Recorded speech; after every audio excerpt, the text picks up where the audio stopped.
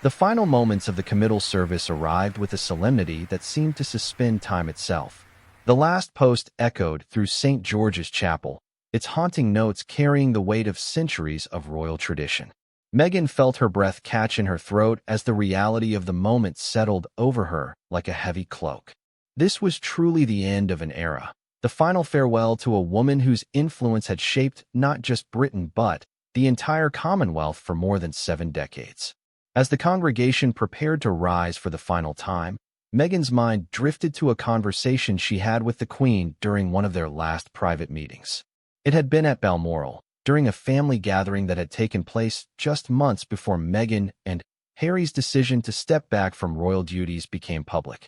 The Scottish castle had always been the Queen's favorite residence, the place where she felt most at peace and most herself.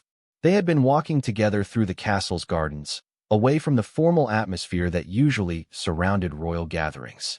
The Queen had been more relaxed than usual, sharing stories about her childhood at Balmoral and the many summers she had spent there with her own children and grandchildren.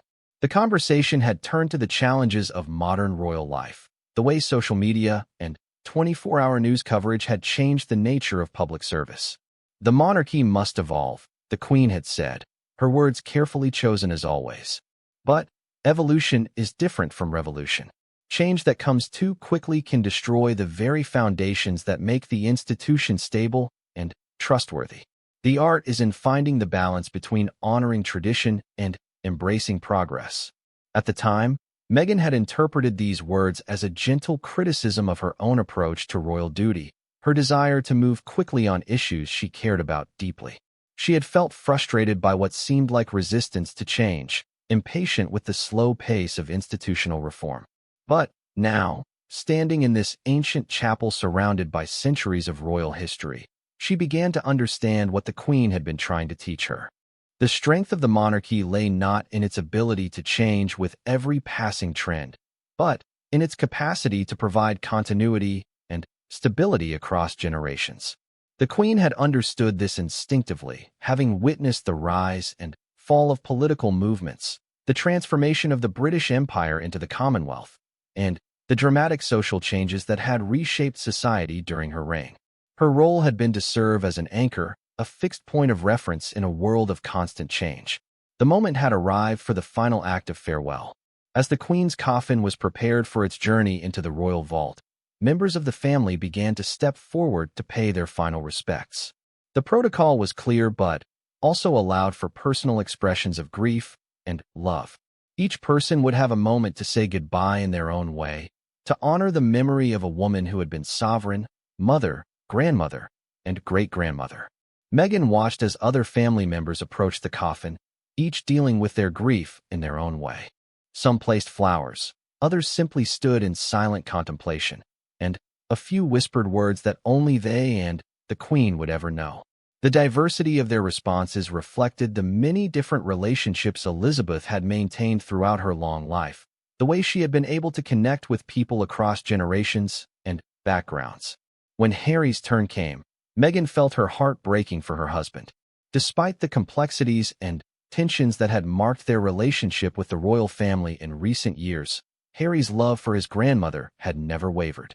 She watched as he approached the coffin with visible emotion, his grief raw and unguarded in a way that reminded everyone present of the young boy who had walked behind his mother's coffin 25 years earlier.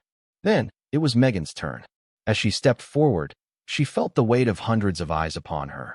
But, more importantly, she felt the presence of the woman she had come to respect and love despite their different worlds and perspectives. The curtsy she was about to perform would be more than just a formal gesture of respect. It would be her way of acknowledging everything the Queen had taught her about duty, service, and grace under pressure. Meghan approached the coffin slowly, her heart pounding with emotion.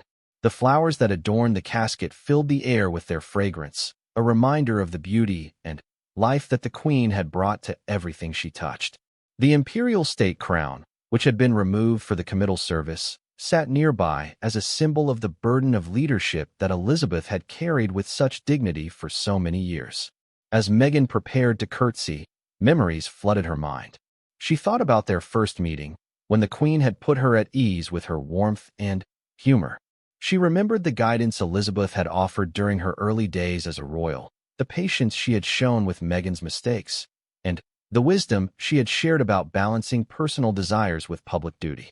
She thought about the moments of genuine connection they had shared, the times when the formal barriers had come down, and they had simply been two women from different generations trying to understand each other's perspectives. The Queen had never made Meghan feel like an outsider, even when the media and some members of the public had questioned her suitability for royal life. Most poignantly, Meghan remembered the conversation they had had after her decision to step back from royal duties became final. The Queen had called her personally, not through staff or intermediaries, to express her understanding and support. Elizabeth had told her that she respected the difficulty of the decision and that she hoped Meghan would find happiness and fulfillment in whatever path she chose. Family relationships are more important than institutional roles, the Queen had said during that final conversation. You will always be Harry's wife, and my grandson's children will always be my great-grandchildren. Nothing can change that, regardless of titles or geography. Those words had meant everything to Meghan, providing a foundation of love and acceptance that transcended the formal structures of royal life. They had given her permission to prioritize her own well-being and that of her children while maintaining the family connections that mattered most. Now, as she stood before the Queen's coffin, Meghan felt the full weight of that grace and understanding. The curtsy she was about to perform would be her way of saying thank you for that acceptance, for the lessons learned, and for the example of leadership that would continue to inspire her long after this day was over. Slowly, with all the dignity and respect she could muster, Meghan sank into a deep curtsy. The movement was fluid and graceful, executed with the precision that had come from years of practice, but infused with genuine emotion that transformed it from mere protocol into something deeply personal and meaningful. As she held the position, Meghan felt time seemed to stop. In that moment, she was not just paying her respects to a deceased monarch. She was honoring a woman who had shown her what it meant to put service above self, who had demonstrated the power of quiet dignity in the face of criticism, and who had taught her that true nobility came not from titles or ceremonies, but from the way one treated others. The curtsy lasted only a few seconds, but, in Meghan's mind, it encompassed everything she wanted to say to the Queen but would never have the chance to express. It was an acknowledgement of the sacrifices Elizabeth had made, an expression of gratitude for the kindness she had shown, and a promise to carry forward the lessons she had learned from one of the most remarkable women of any generation. As Meghan rose from her curtsy, she felt a sense of completion that surprised her with its intensity. The gesture had been deeply personal, but it had also connected her to centuries of tradition and protocol that stretched back through British history. In that moment, she understood that she would always be part of this family's story, regardless of geography or official status. The remainder of the service passed in a blur of emotion and memory. As the Queen's coffin was finally lowered into the royal vault, Meghan felt a profound sense of loss, but also of gratitude for having known such an extraordinary woman. The lessons Elizabeth had taught her about duty, resilience, and grace under pressure would stay with her for the rest of her life. Walking out of St. George's Chapel with Harry beside her, Meghan felt changed by the experience of saying goodbye. The curtsy had been more than just a formal gesture. It had been a moment of genuine connection across the divide of death, a final communication between two women who had found understanding despite their different worlds. As they emerged into the afternoon sunlight, Meghan realized that her relationship with the Queen had come full circle. It had begun with nervousness and uncertainty, evolved through respect and affection, survived periods of tension and misunderstanding, and concluded with a gesture of deep reverence that honored both the woman and the institution she had served with such distinction. The crowds that gathered outside Windsor Castle were beginning to disperse, but many remained to share their memories and support each other in their grief. Meghan was struck by the genuine sadness on their faces, the way ordinary people from all walks of life had been touched by the Queen's example and leadership. In the car ride back to London, Meghan and Harry sat in comfortable silence. each processing their own emotions and memories. The day had been emotionally exhausting, but also cathartic, providing a sense of closure that would help them move forward while honoring the past. As the landscape passed by outside their window, Meghan thought about the future and the ways in which the Queen's influence would continue to shape their lives and the lives of their children. The lessons about service, duty, and resilience would be part of Archie and Lilibet's heritage, connecting them to their royal lineage even as they grew up in a very different world. The Curtsy had been Meghan's final gift to a woman who had given her so much: acceptance, guidance, and an example of leadership that transcended politics and personalities. It had been a moment of pure respect and gratitude, unencumbered by the complexities that had sometimes marked their relationship. Years later, when people asked Meghan about her final farewell to Queen Elizabeth, she would remember not just the formal aspects of the funeral or the grandeur of the ceremonies, but the personal moment of connection that the Curtsy had represented. It had been her way of saying goodbye to a mentor, a family member, and one of the most remarkable leaders of any generation. The procession from Westminster Abbey moved with the slow, measured pace that had been rehearsed countless times over the years. Meghan walked beside Harry, her black heels clicking softly against the ancient stone floors as they made their way toward the exit. The coffin ahead of them, draped in the royal standard and topped with the imperial state crown, seemed to embody all the weight and majesty of the monarchy itself. Each step felt deliberate and significant, as if they were participating in a ritual that connected them to centuries of British history. Outside the Abbey, the September air was crisp and clear. Thousands of people lined the streets, many wiping away tears as the procession passed. Meghan was struck by the diversity of the crowd.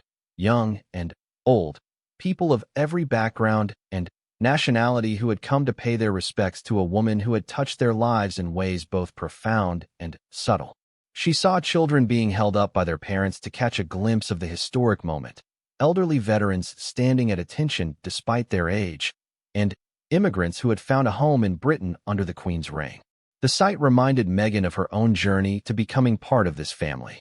She had been an outsider, an American actress who had fallen in love with a prince, and found herself thrust into a world she barely understood.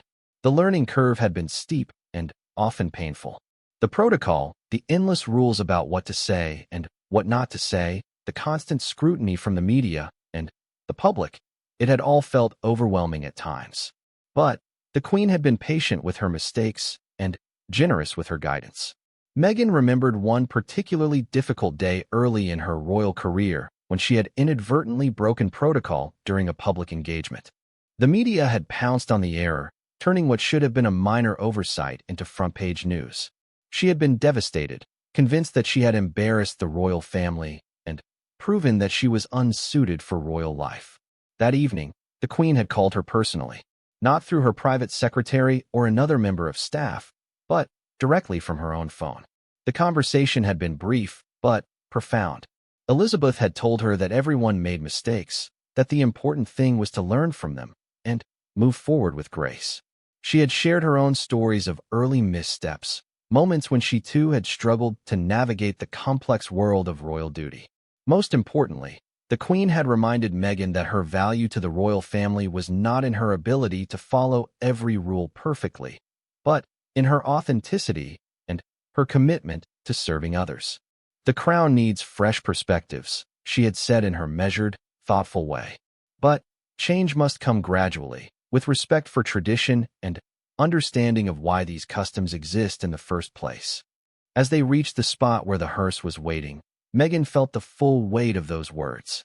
The Queen had been trying to teach her something important about balancing innovation with tradition, about finding ways to modernize the monarchy without destroying its essential character. At the time, Meghan had been too frustrated and hurt by the constant criticism to fully appreciate the wisdom in that advice. The transfer of the coffin to the hearse was conducted with military precision. The Queen's Company, 1st Battalion Grenadier Guards, carried out their duties with the same flawless execution that had marked every aspect of Elizabeth's reign. Watching them, Meghan was reminded of the countless ceremonies and state occasions she had attended where the Queen's presence had transformed what could have been mere pageantry into something meaningful and moving. The drive to Windsor Castle gave Meghan time to reflect on the complexity of her relationship with the institution the Queen had embodied. When she and Harry had made the difficult decision to step back from their royal duties, she had felt a profound sense of failure. Despite her best efforts, despite her genuine desire to serve and make a positive difference, she had found herself unable to reconcile her own needs and values with the demands of royal life. The decision had not been made lightly. There had been months of difficult conversations, attempts at compromise, and desperate efforts to find a way forward that would allow them to remain active members of the royal family while also protecting their mental health and their young family. But, in the end, the pressures had proven too great, the scrutiny too intense, and the restrictions too confining. The Queen's response to their decision had been characteristically measured and thoughtful. Rather than expressing anger or disappointment, she had issued a statement that acknowledged their desire for independence while expressing her continued love and support for them as family members. The phrase, "they will always be much-loved family members," had meant more to Meghan than any grand gesture could have. But there had also been sadness in the Queen's reaction, a sense of lost opportunity that had weighed heavily on Meghan's conscience. She knew that Elizabeth had hoped they would find a way to make it work, that their modern approach to royal duty might help the monarchy connect with younger generations and remain relevant in a rapidly changing world. As Windsor Castle came into view, Meghan thought about all the times she had visited this place under happier circumstances. Her wedding to Harry had taken place in St. George's Chapel, a day of joy and celebration that had seemed to promise a bright future for their role within the royal family.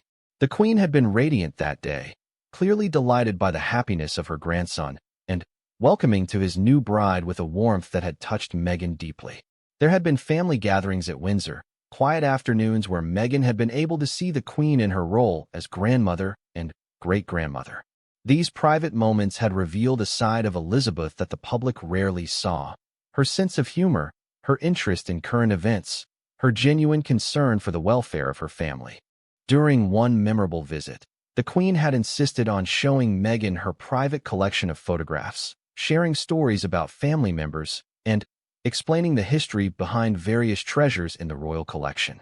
It was during one of these visits that Meghan had begun to understand the true burden of the Queen's position. Elizabeth had spoken candidly about the loneliness that came with being monarch, the way her role sometimes required her to put duty before personal relationships. She had talked about the sacrifices she had made over the years, the opportunities she had given up, and the weight of responsibility that never left her shoulders. "People see the palaces and the jewels," the Queen had said, "but they don't see the price that comes with them. Everything you do is scrutinized, every word you speak is analyzed, every decision you make affects not just you but the entire institution. It requires a particular kind of strength to live that way." At the time, Meghan had thought she understood what the Queen meant. But it wasn't until she experienced that scrutiny herself that she truly grasped the magnitude of what Elizabeth had endured for 70 years. The constant pressure, the inability to respond to criticism or defend yourself, the knowledge that your every action would be interpreted through the lens of your royal status. It was a burden that few people could carry with the grace and dignity that the Queen had displayed throughout her reign. The procession into Windsor Castle was both familiar and strange. Meghan had walked these paths many times before, but never under circumstances like these. The guards who lined the route stood at attention, their faces grave and respectful. The staff who had served the Queen for decades watched with visible emotion as her coffin passed by, many of them wiping away tears as they said their final goodbyes to a woman who had been not just their sovereign but their employer and, in many cases, a constant presence in their working lives. St. George's Chapel, where Meghan and Harry had been married just 4 years earlier, was prepared for the committal service. The building held so many memories for Meghan, not just of her own wedding day, but of other family celebrations and solemn occasions she had attended as a member of the royal family. Each time she had entered this sacred space, she had been struck by its beauty and its sense of history, the way it seemed to connect the present moment to all the generations who had worshipped here before. As they took their places for the committal service, Meghan found herself thinking about legacy and the ways in which people leave their mark on the world. The Queen's legacy was visible everywhere. In the institutions she had supported, the Commonwealth she had helped to shape, the countless individuals whose lives had been touched by her service. But there was also a more personal legacy, the example she had set of duty, resilience, and grace under pressure. The service itself was more intimate than the grand ceremony at Westminster Abbey. Here, surrounded by family and close friends, the focus was on Elizabeth the woman rather than Elizabeth the Queen. The Dean of Windsor spoke about her faith, her devotion to her family, and her sense of humor. Prince Charles, now King Charles III, delivered a personal tribute that revealed glimpses of the private relationship between mother and son. As the service progressed, Meghan felt the emotions she had been holding in check all day beginning to surface. The grief was not just for the loss of the Queen, but for everything that relationship had represented, the possibilities that had seemed within reach, the understanding that had developed between them despite their different backgrounds and perspectives, and the acceptance that had meant so much to someone who had often felt like an outsider. The moment that everyone had been preparing for was approaching rapidly. Soon, the Queen's coffin would be lowered into the royal vault, and they would all have to say their final farewell. Meghan knew that when that moment came, she would need to find a way to express everything she felt, her grief, her gratitude, her respect, and her love for a woman who had shown her such kindness despite the difficulties that had marked their relationship. The weight of that approaching moment seemed to fill the chapel as the service drew to a close. Around her, Meghan could see other family members struggling with their own emotions, each dealing with their grief in their own way. But there was also a sense of unity in their shared loss, a recognition that despite their differences and disagreements, they were all mourning the same remarkable woman. The morning sun cast long shadows across the grounds of Windsor Castle as Meghan Markle stood before her bedroom mirror, adjusting the simple black dress she had chosen for this most solemn of days. Her hands trembled slightly as she fastened the pearl earrings that had been a gift from Queen Elizabeth herself, given during happier times when the future seemed full of promise and possibility. The weight of the moment pressed down on her shoulders like an invisible cloak, heavy with the knowledge that this would be one of the last times she would see the woman who had become both her grandmother-in-law and, in many ways, a symbol of everything she had struggled to understand about her new life. The phone calls had started coming in the early hours of the morning. First Harry, his voice thick with emotion as he delivered the news that everyone had been dreading but somehow still hoping would never come. Queen Elizabeth II, the longest reigning monarch in British history, had passed away peacefully at Balmoral Castle in Scotland, surrounded by her family. The woman who had ruled for 70 years, who had seen the world change in ways unimaginable when she first took the throne, was gone. And, with her passing, an era had ended, leaving behind a nation in mourning and a family grappling with the enormity of their loss. Meghan closed her eyes and took a deep breath, remembering the first time she had met the Queen. It had been at Windsor Castle, just a few weeks after her engagement to Harry had been announced to the world. She had been terrified, despite Harry's reassurances that his grandmother would love her. The protocol, the formality, the centuries of tradition that surrounded every interaction with the monarch had felt overwhelming to someone who had grown up in Los Angeles, far removed from the ancient customs of the British royal family. But the Queen had surprised her. Behind the formal exterior and the carefully maintained public persona, Meghan had discovered a woman of remarkable warmth and humor. Elizabeth had asked about her acting career with genuine curiosity, had inquired about her mother Doria with sincere interest, and had even shared a few stories about her own experiences as a young woman thrust into the spotlight. The conversation had lasted much longer than the scheduled 15 minutes, and, when it was over, Meghan had felt something she hadn't expected: acceptance. The relationship that developed over the following months had been complex and, at times, challenging. The Queen represented everything that was traditional and unchanging about the monarchy, while Meghan brought with her a desire to modernize and make the institution more relevant to a changing world. There were disagreements, misunderstandings, and moments of tension that the media eagerly seized upon and magnified. But underneath it all, there had been a mutual respect and affection that had survived even the most difficult times. Now, as Meghan prepared to pay her final respects, she found herself thinking about a conversation she had had with the Queen just a few months earlier.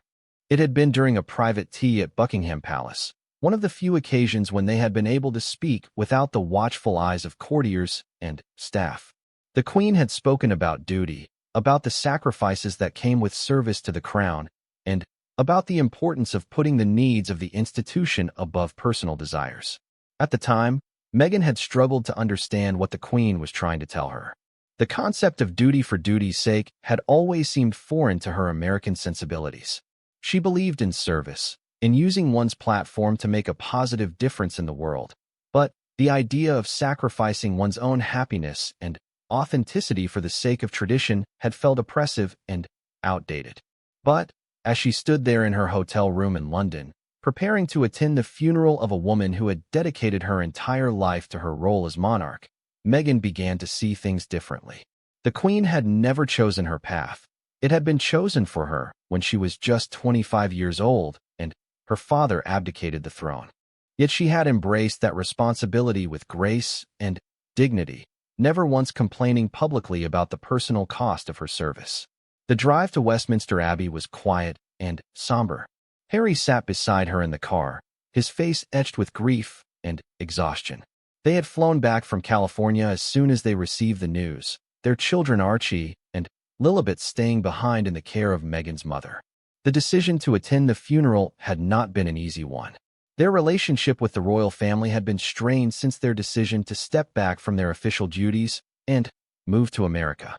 There had been public accusations and private recriminations, interviews, and tell-all books that had exposed the inner workings of the monarchy in ways that had never happened before. But this was bigger than their personal conflicts. This was about saying goodbye to a woman who had shaped not just their family, but their entire nation for more than 7 decades.